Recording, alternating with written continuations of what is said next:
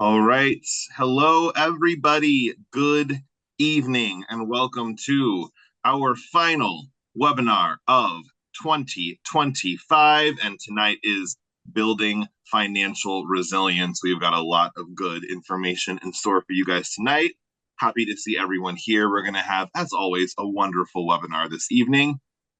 Before we get started with all of the fun stuff in the webinar, I just want to talk a little bit about some webinar etiquette, some webinar housekeeping. We have a chat function right here. Please feel free to use the chat for any comments, any suggestions, to talk amongst yourselves, share stories. We love to hear your guys' testimonials and your input.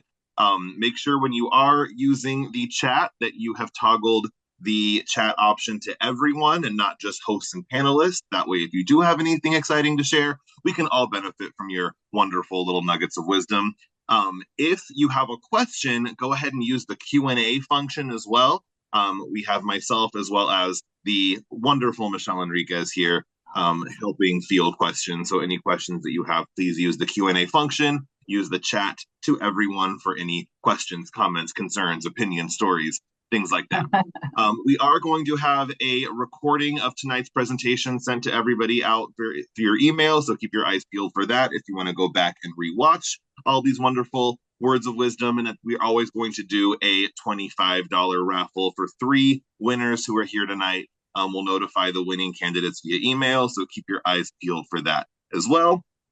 Now, you are all here on a very special night because not only is it the final webinar of the 2025 year, but this is also the final webinar of our amazing, our incomparable, our wonderful financial educator, Miss Veronica Dangerfield, as she sails off into the sunset of beautiful, well-earned retirement after this.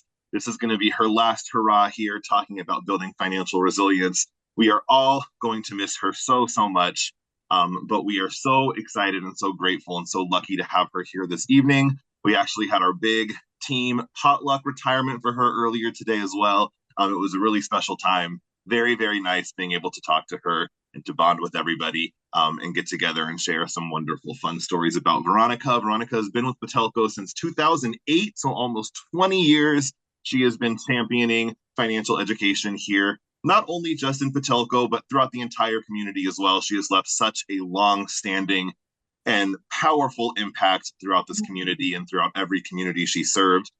However, we are going to miss her so much. I'm sure she is going to miss us, but probably not that much, because in about 2 days, she is sailing off to the Bahamas and starting her retirement off right.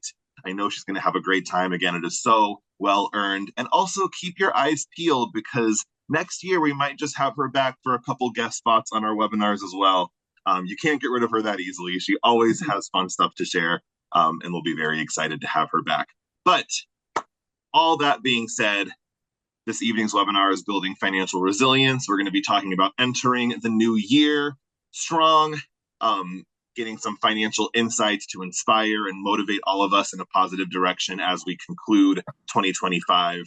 And one last hurrah, we're going to do our big introduction to Miss Veronica. Veronica Dangerfield brings an engaging and empowering and thought-provoking and funny enthusiasm to all of her webinars. She is not only our reigning financial educator extraordinaire, but she is also an award-winning international speaker. She is a published poet. She's a professional comedian, and she is also the Institute of Financial Literacy's 2025 Educator of the Year. You guys are going to have so much fun on tonight's webinar. You're going to be inspired. You're going to learn a lot about resilience, about your own relationship with money, and you're going to shift your thinking and get a great positive impact on your financial life. So with all of that said, Veronica, take it away.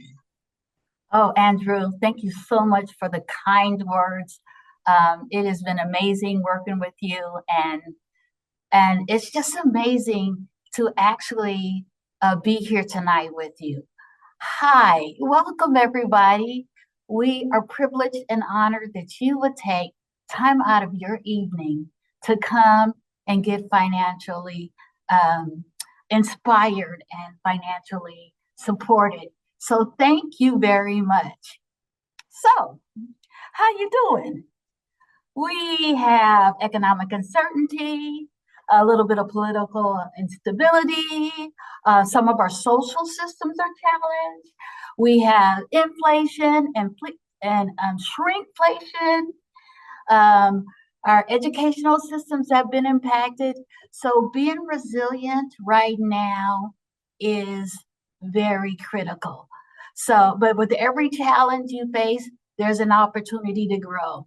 And because I've had so many years of being a financial educator and withstanding a lot of the turbulent times, I hope tonight that I can give you a message of hope.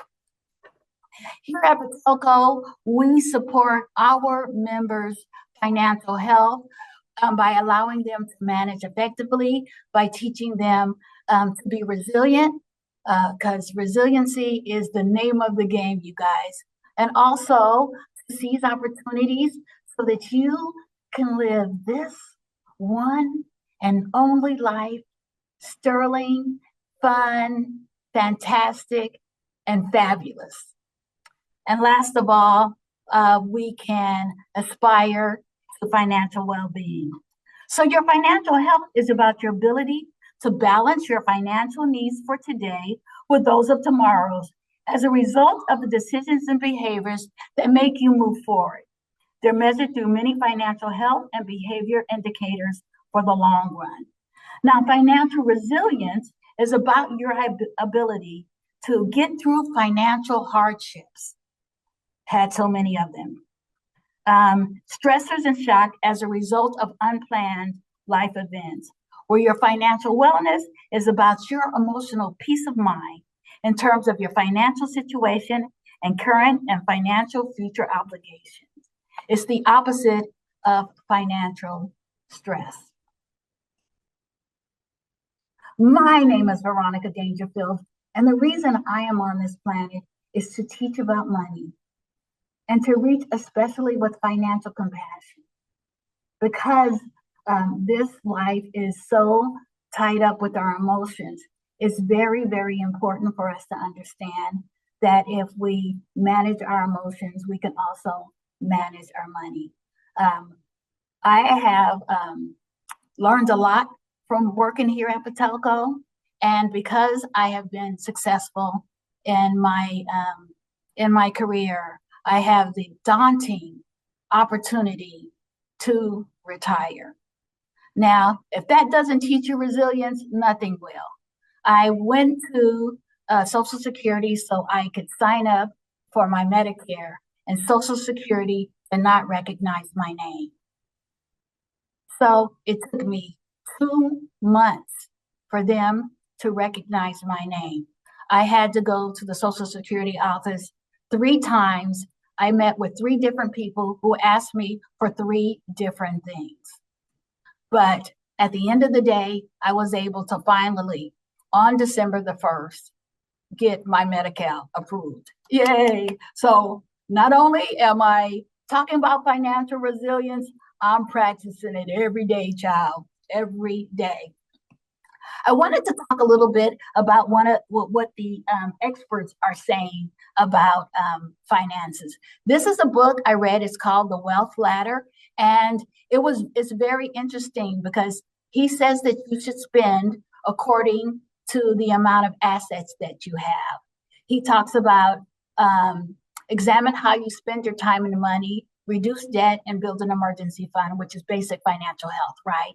He talks about the opportunities of building marketable skills without spending money so that you can increase from one ladder to the other. Some of the things he also says is learn today and earn forever. And he says, just keep buying, wanting you to make sure that you keep investing in investments wherever you are in your financial life. We have another expert in the building. His name is Morgan Housel. He also wrote the book, The Psychology of Spending. This book I got for myself. I think that he talks about very, very fundamental things that we talk about here all the time at Patelco, like align your spending with your personal values, not your status. Spend extravagantly on what you love and cut back on what you don't. Be mindful and intentional about spending with few regrets. He also says that overspending is a signal. Overspending is a signal, not a failure. So I would like you to think, to reframe some of the language that you use when you talk about money and for yourself. Because there is no good, there is no bad. There's just things that are helpful and things that are not quite so helpful. Now we're going to talk a little bit about a modern definition of resilience. Resilience is about advancing despite adversity and to nurture a positive view of yourself. So, what is the soundtrack that plays in your mind? Is it "Ain't No Stopping Us Now, We're on the Move"? Shout out to you, Michelle. Is it "Keep on Moving, Keep on Grooving"? Make sure that the soundtrack in your life is supporting your life's mission. Do you concentrate all of your weaknesses, or do you affirm your strengths? Do you take time to truly care about your mind and your body? So I'm going to give you a few things that you can do. Acknowledge your feelings and emotion, because what resists persists. Feelings have no IQ. They're neither smart or bad. They're just like the temperature outside. And as the temperature changes, so will your feelings. So let your feelings come and go, but don't attach to them. Meditate, journal, and pray. And I was listening to a cardiologist. I'm thinking about working as a substitute teacher, because even though I'm retired, I love little children. I feel like when I'm with them, they are my peers. And I took a chest x-ray and it said I might have the beginning of heart disease. But at 65, most of us may. But listen, he said that the best medicine that you could get to conquer your heart disease or to support having a healthier heart is exercise. Go outside and take a walk. And it's also good for your brain. So exercise regularly, engage in activities that bring you joy, and take care of yourself. We're going to talk a little bit later about some of the things, specific things that you can do to alleviate and become more resilient. But first, we're going to talk about a few of the financial fundamentals, because the financial fundamentals are going to give you a stable place to grow from. We're going to talk about your capital. We're going to talk a little bit about mindset, because everybody knows I love having a great mindset. We're going to talk about tactics, and then we're going to talk about the be all, end all, gratitude. It actually changes your brain. It doesn't cost any money, and that's all you have to do is reflect. Having a positive mindset matter. The reason is scarcity eliminates every single creative brain cell that you have, and it pulls up your brain with fear. So if you have an abundant mindset and you think positively through all of your financial challenges, you will have a better chance of a less stressful experience. So focus on the possibilities. Have gratitude and practice it. Share ideals and resources with each other. Make sure that the social capital that you have is tightly wound. Delight when others succeed, and encourage your own development and growth. Why? Because it is done to you according to your belief. You create what you pay attention to. Where energy goes, energy flows. And having a positive mindset gives your whole body an opportunity to feel better as it's going through stress. As Henry Ford says, whether you think you can or can't, you are right. So the three words I want you to leave with today is curiosity, compassion, and patience. Your mindset affects your life. A money mindset affects your life by influencing your financial decision. It influences your mental health and your overall success. A positive mindset can lead to better budgeting, better investing, better wealth building, while a negative or scarcity-based mindset can create fear and anxiety. A story I have is as I was going through making the decision to retire. Oh my gosh, can you do this? So what I did was I actually went and got therapy, and we discussed all of my resources. And at the end of the day, I knew that regardless of the economic conditions, that I personally have the ability to create money because I'm an energy being. And with that energy, I can create funds if I ever needed to. I also could go back to work again, but I also didn't want to lose the opportunity right now while my body is healthy to run around and be an international bag lady. It has been my only dream to be able to go around the world. And now, since I'm 65, I know I'm going to be 65 next Friday. Don't look a day over 45, huh? And I tell you, I am still immature. But I make sure that the thoughts that I have support having the life that I want. And now let's talk about a safety net. This is where we're going to talk about where you create a safety net so emergencies sink into inconveniences.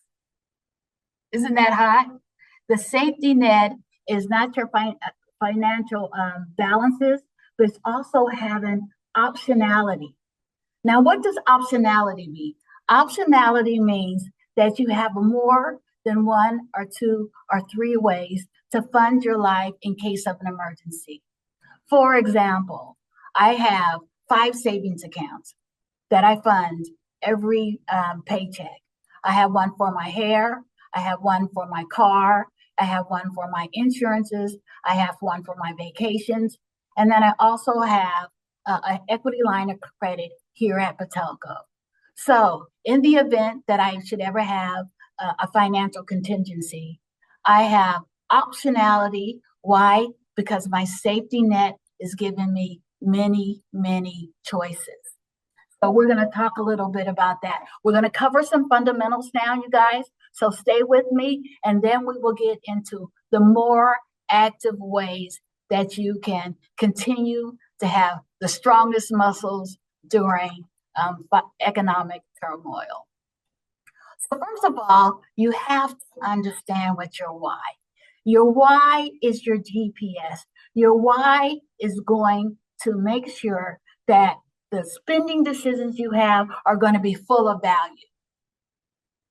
My why is old lady Dangerfield. She is the me 10 years from now. And everything I do right now is in support of her. I exercise 90 minutes a day. I know.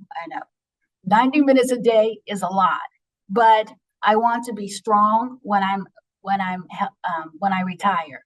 So knowing your why, giving your money a reason, making them a part of your army to make your life the best, and also making sure your values and the use of your money coincide, and you have good habits.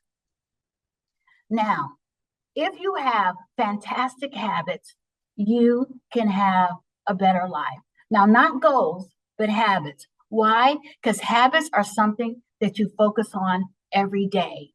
Habits shape your future. If you make it a habit to get up and exercise every day, drink 6 glasses of water, read something, learn something new, that is going to impact your life more than your goals. So, what you want to do is you want to structure behaviors that support not even yourself now, but your future self. Your future self is calling you to be better than what you are right now so that your life can improve in quality. Another thing I wanted to advise you, you cannot out earn bad habits. Just like you cannot out exercise bad eating habits. But because if you don't improve your eating habits, you're just going, and you exercise a lot, you're just going to be fat and tired. I'm speaking from experience.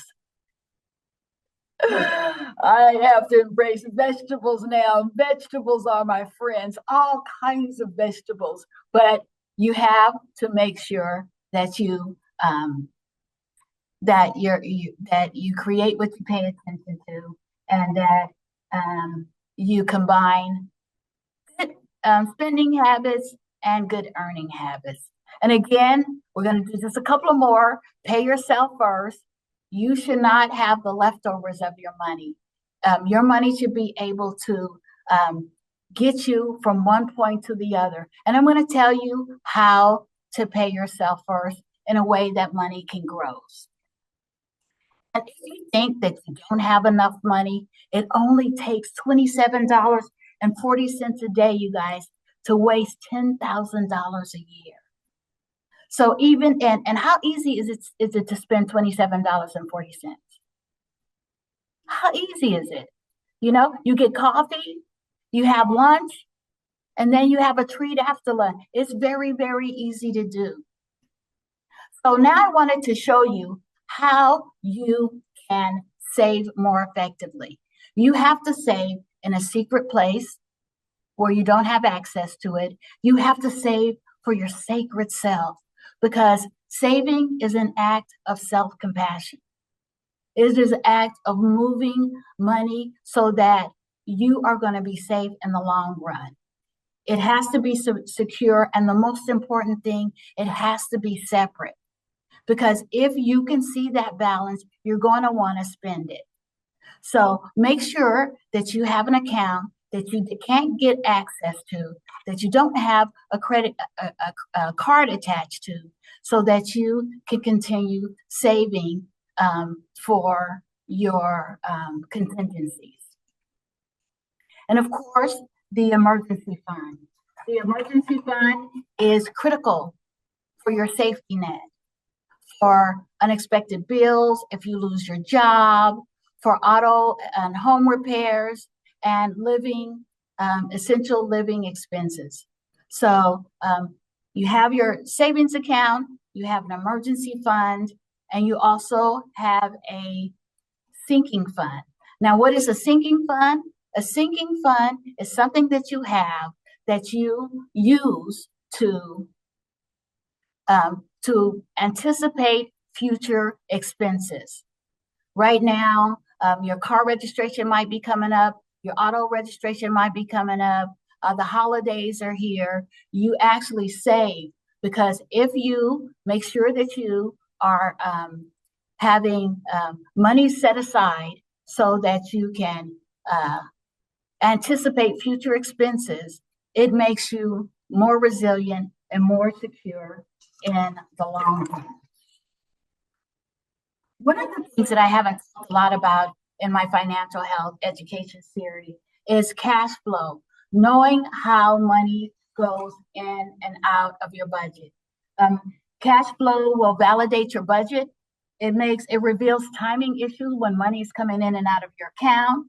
It helps you to manage operational gaps. It supports your growth and investment.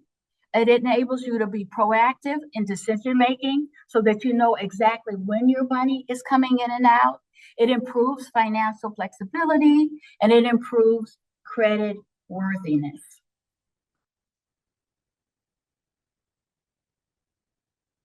Your financial North Star. Before we get into the last financial thing, before we start talking about um, resiliency, is again, you want to anticipate unexpected expenses. Now, as a retired person, I have to manage my taxes. Why? Because the amount of money that I get now is going to affect my income and the prices that I pay for my Medicare and for Social Security, my Medicare A, B, and D. Prepare for major purchases, protect your income properly, and invest wisely. And the last way, in order for you to continue with having the best opportunity to become resilient, is to manage your debt. By why? Not going into, not being an expert. You don't have to be an expert in budgeting. You just have to be consistent. Cut back on your spending when possible. Consider a new payoff method, whether it's the avalanche, it's the snowball, it's the avalanche, snowball, and the other ones. You can negotiate lower interest rates. You can boost your income. You can ask for help, and you can consolidate debt with a personal loan. A budget is more than just a series of numbers on a page. A budget is an embodiment of your values. That it was said by Barack Obama. So this is an interesting question, you guys. What is better? And maybe you can talk about it in the chat. Which has the greater impact? Decreasing your spending or increasing your income? In the chat, what do you think? Which has the greater impacts on your financial health? Christine said decrease spending. Kara, decrease spending. We have Troy, decrease spending. Oh, very interesting, you guys. Well, let me tell you, increasing your income has a greater impact on your long-term financial health. Why? Because it has a greater impact on your saving rate. It offers more flexibility and choice in the long term. It avoids deprivation burnout. Oh my gosh, have you ever had that before? I certainly have. It has an immediate impact on your financial health. And it allows you to watch your lifestyle creep. And just think about it for a moment, but also decreasing your spending also helps you, because when you decrease your spending, and you can decrease your spending long term and never have that expense again. So what you can do is you can decrease your spending, and that gives you ample opportunity to save bigger, but increasing your income actually has a greater impact in the long term. So, but even more power, it permanently decreases the amount you need every month for the rest of your life when you decrease your spending. So I'm telling you, it's a multiple choice question. There are no wrong answers. So if you can, I say do them both. Decrease your spending and increase your income, even if it's for short term. Even if it's for short term. And budgeting.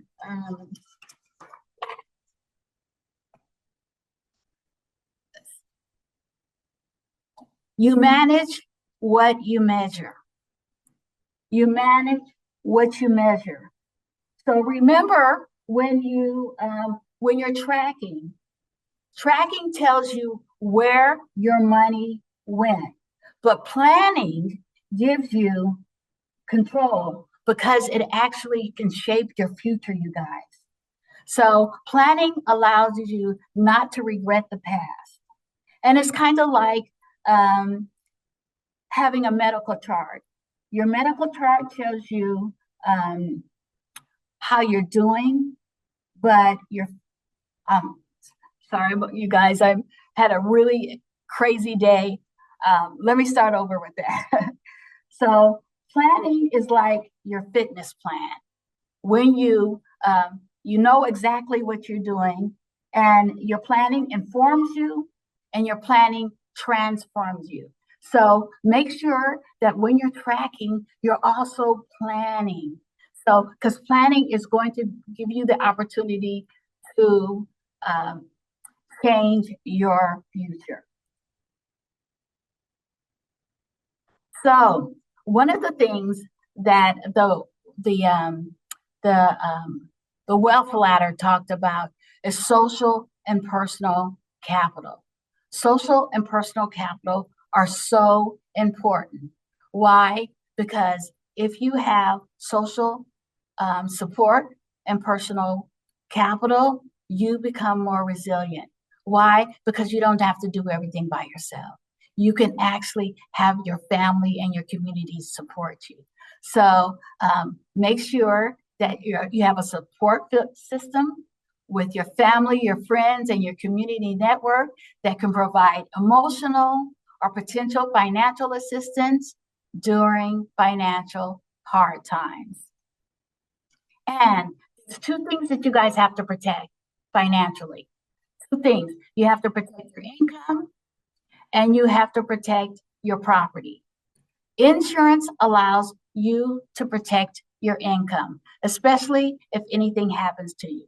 So to protect your income, you have life insurance, especially if you have a family, health insurance, and in order to protect your property, you have home insurance, car insurance, and business insurance. And you guys, don't forget travel insurance. Because I travel internationally all over the world, and if I was in Japan or if I was in England or if I was in the first world countries and I got really, really sick, I may not be able to leave the country unless I have travel insurance. And you can get travel experience really, really cheaply. I usually buy it for the entire year. I also bought travel insurance because once I went to the Philippines and I'm a non-swimmer, and somebody talked me into going on a trip where I had to jump off of 3 waterfalls, and I'm a non-swimmer. What that would have required was a helicopter to get me out of that canyon if I didn't do that 7-mile water hike. So make sure that if you're traveling, don't get the travel insurance that they sell at Expedia. Get it for the whole year. It is so affordable. So we live in an unpredictable world these days. Thus, there are many legitimate reasons to prepare yourself for those unannounced curveballs. So you guys here, reducing your mental load. There's so many things that come out at us that we cannot control. But because of our brain is a problem solving mechanism. So when you come up with a challenge, your brain immediately wants to solve it. So reduce your mental load by acknowledging what is bothering you. Because what you resist persists. Put it down, schedule time to be with it, and delegate as much time as possible, review, and recalibrate. Reducing your mental load also helps you leads you to better relationships by preventing resentment and frustrations that come up from feeling unfairly burdened. And then, you guys, this is so important. This is called the locus of control. What can you actually control in your life? You can control your thoughts and actions. You can control your spending. You can control your thoughts. You can control your attitude. You can control how you spend your free time, and you can control your boundaries. So let the other stuff go. You can't control the government. You can't control what's going on in social media. So I would suggest to become resilient, make sure that you limit your amount of social media because it actually makes your brain nuts. You cannot control you can't control how people take care of themselves. So if you understand this, you can take it easy on yourself.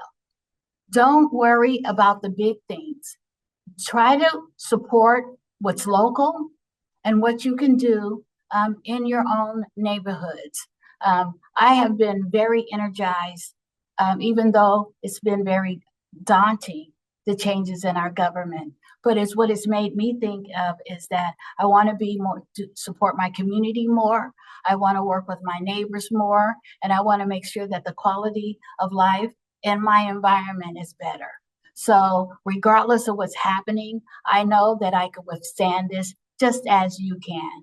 And also, there's things that you can do. Dealing with stress, you can have hobbies.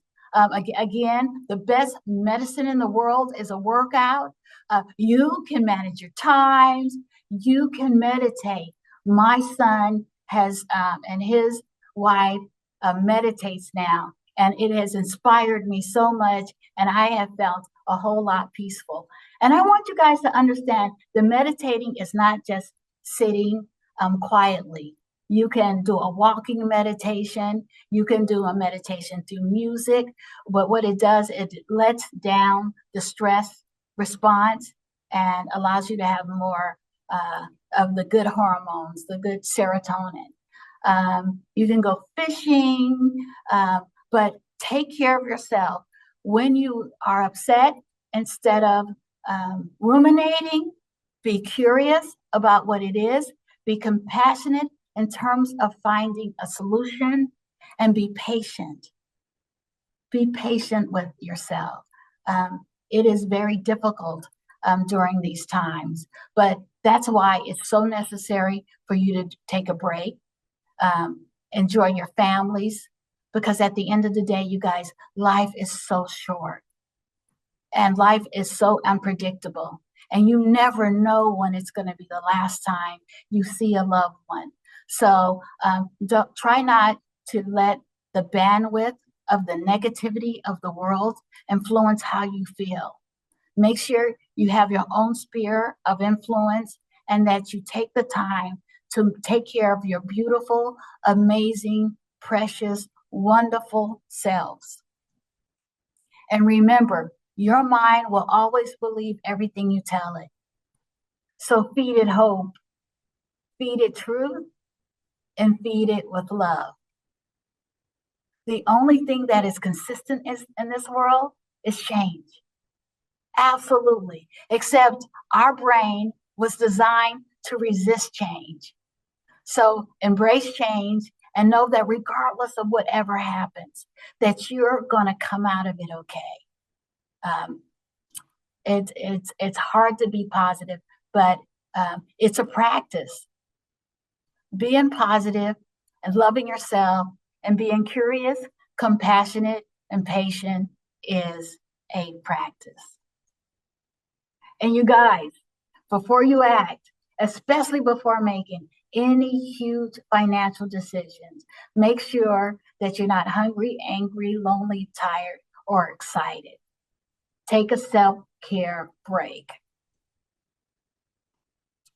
And remember, attitude is everything. Attitude is more important than the past because the past has no power over you. It's more important than education, than money, than circumstances, than what people do or say. It's more important than appearance, giftedness, or skill. Your attitude is your mindset on how you feel. And this one, I just love. I just love this one. Growth and resilience, finding strength in every step. Nurture connection and purpose. Build strong relationships. Spend time with supportive people such as family, friends, or mentors. Find a sense of purpose. Engage in activities that give your life meanings, such as volunteering, creating art, or living by your core principles. Take action and learn. Set realistic goals. Break down large challenges into smaller, more manageable goals to make progress and build confidence. Learn from the past. Reflect on previous experiences to understand what worked and what didn't, and use that knowledge to inform your future actions. And seek help when needed. And also understand that all the happiness studies has showed that the biggest impact on your emotional world is relationships. Our relationships right now are historically awkward because we've been a little bit sheltered, but reach out to your community, reach out to your friends, and make time to be social, because having a social life is more important than exercise. The impact is more important than cigarette smoking. People who have healthy relationships are more likely to feel happier and satisfied with their lives. They're less likely to have physical and mental health problems. Healthy relationships can increase your sense of worth, belongingness, and help you feel less alone. So remember, consistency is your superpower. Veronica, we had a quick question in the chat. If you just have a personal recommendation, someone was asking if you have any recommendation on companies that sell good travel insurance, or how you recommend getting Yes, travel insurance for yourself. there's only like 2 or 3 big ones, but the one that I use is Alliant, um, and it's very, very reasonable. I think I pay for a year of international travel about uh, between 125 and $150, and it covers you for the whole year. And they also send you great information about travel safety. They have like a great vlog. But yeah, our Alliant is my favorite one. And thank you so much for that question. So again, you guys, as we almost finish this up, consistency is your superpower. Consistency is important because it builds trust, promotes growth, establishes habits, and enhances performance over time. It allows for long-term goal achievement by creating momentum and discipline, making it a key driver for success in personal and business life. Consistency, when your actions and your words are consistent, people know what to expect from you. It makes you dependable and trustworthy, and allows consistent behaviors that shape your reputation and your professional relationships. So get a system. It's so important to get a system to set it and forget it. Automate your saving and automate most of the things that you do in your life so that you can be consistent and use that superpower. Regularly practice leads to improved skills and performance in any area from academics to sports. Consistency helps you overcome inertia and builds momentum, making future efforts easier. Habits, again, you guys, not goals. Also, in order to be persistent and consistent, diversify your money. It allows you to reduce dependence on a single source of income by exploring additional work or investment opportunities. It helps you mitigate risk. It helps you get better returns on long-term growth, adaptability, access to opportunity. Financial diversity is important because it helps you spread risk, provide different growth opportunities, and lead to higher financial returns for both individuals and companies. And if you wanted to have any specific support in this, Patelco has fantastic financial advisors that can support you so that you can have diversification. And my favorite is never stop learning. Never stop learning. Focus on what you can control. Actively identify the parts of a situation that was within your power and to direct your energy there. Accept what you can't change, you guys. Accept it. Acknowledge that some things are out of our control and remind yourself that it's okay to feel upset and be disappointed by them. Practice breathing exercises, practice being aware, practice mindfulness, manage your emotions, and acknowledge them. And don't make yourself the bad guy. Be compassionate with yourself. Acknowledge your feelings. Allow yourself to have emotions without judgment. Schedule worry time so that you can set aside a specific limited time to focus on your worries, which can help prevent them from taking over your whole day. Did you ever have that happen to you where you had a challenge and it took your whole day, but at the end of the day, it came out well? I had a challenge once, and I reached out to one of my friends. They told me it was going to be okay, and guess what? It was. Learning offers numerous benefits, including enhanced cognitive function and mental well-being, increased career opportunities and income potentials, and it also offers greater personal growth and confidence. Every day I try to learn three things that I didn't know before, and every day I focus on having one good laugh. Typically, because I'm prone to spontaneous behavior and I never know what I'm going to say, I often give myself that one good laugh. But think about that. Every day should have a good laugh. Every day you should learn something new, because the more you learn, the more you earn. But even better than that, the more you learn, the better the quality of your life is, the better the quality of your decisions, right? Right? Because this is learning financial health is all about being compassionate with yourself. Understanding that living is a very, very challenging thing. However, we can have a safety net.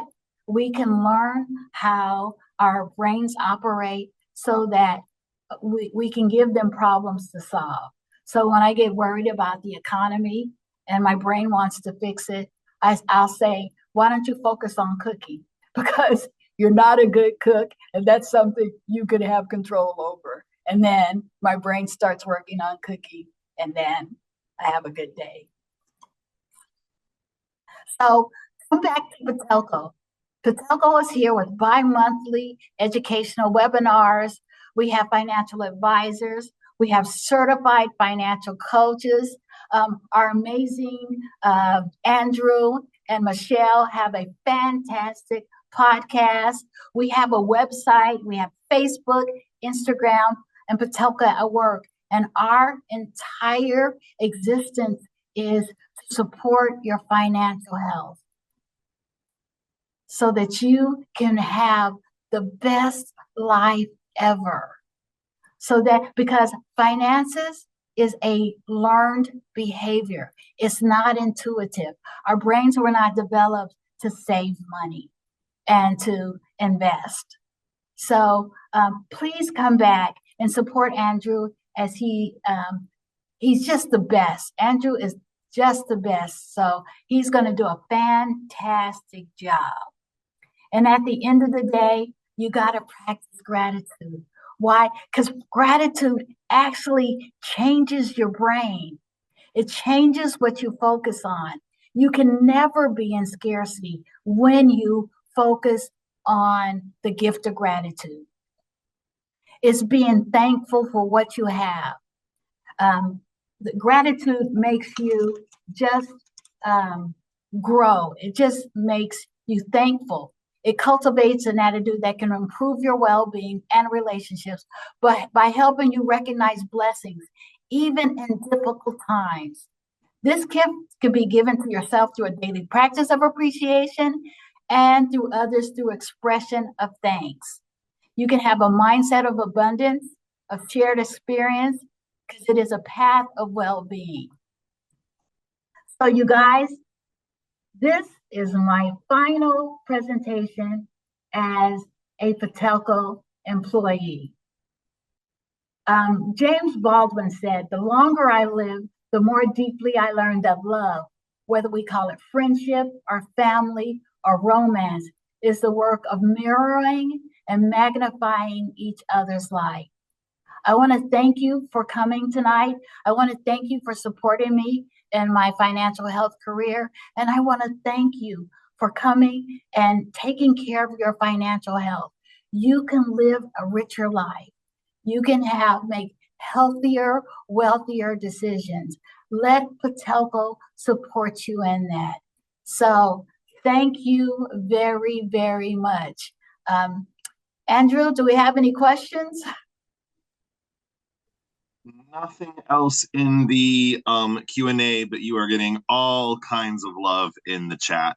So many people thanking you for your inspiring messages, for your years of service at Patelco. Many people expressing gratitude towards you for being their financial guiding light all of these years. And I would like to also echo the sentiments. We're going to miss you very, very much. And we are all so grateful to have had you here and for all of your wonderful words of wisdom and all of your insights. Thank you. I want to thank everybody to come, and especially my family members. I know my son came, and I just want to wish you well, and I will see you on LinkedIn. And I thank you so much for coming tonight. And I'm honored by being your financial cheerleader. Good night. Good night. Hey you guys, hope you liked that video. Thank you for watching. For more financial wellness information, go ahead and click here to subscribe and here to watch the next video. Thank you.